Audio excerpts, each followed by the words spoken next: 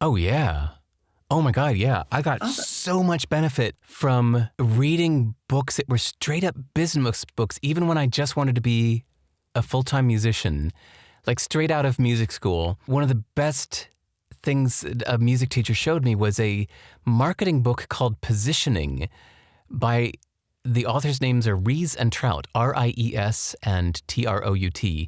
It's a practically ancient book at this point. I don't know if it's from the 1980s or something, but it uses so many wonderful examples of how to not try to be everything to everybody, but to pick one specific niche and dive in all the way into that niche.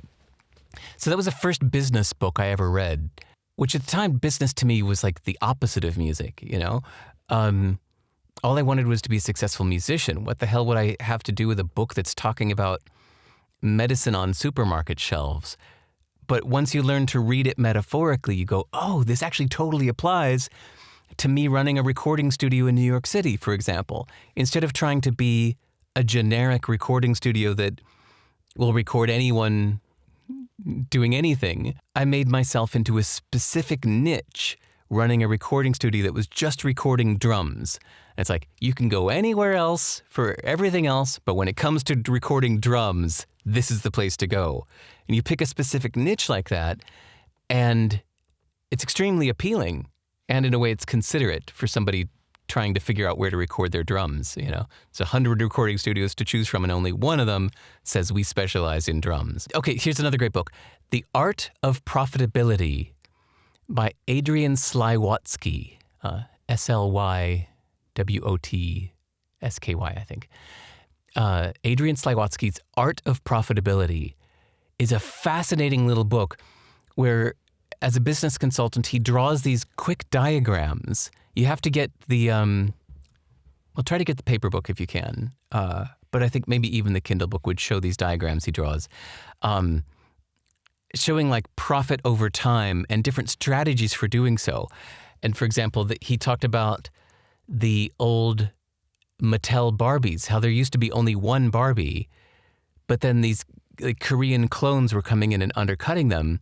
So Mattel figured out they could make a cheaper Barbie, but also a much more expensive Barbie for the fanatical collectors. And suddenly, instead of just having one Barbie, now they had three for different market needs. And you read something like that and you think, well, how could I apply that to my music?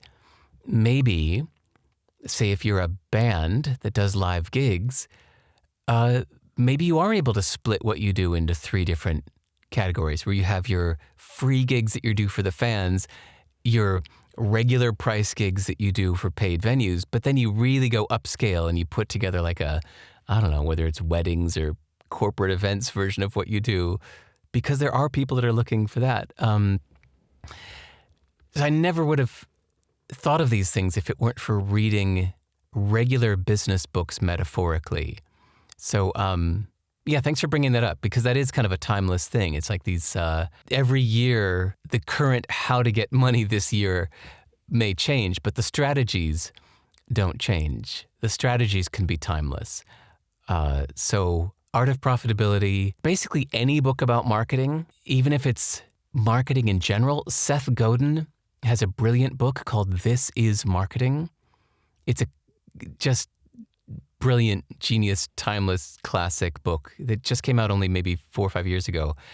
So good. Seth Godin has such an artistic, holistic approach to marketing that's not clicky, spammy. It's the opposite. In fact, it's the antidote to clicky, spammy marketing.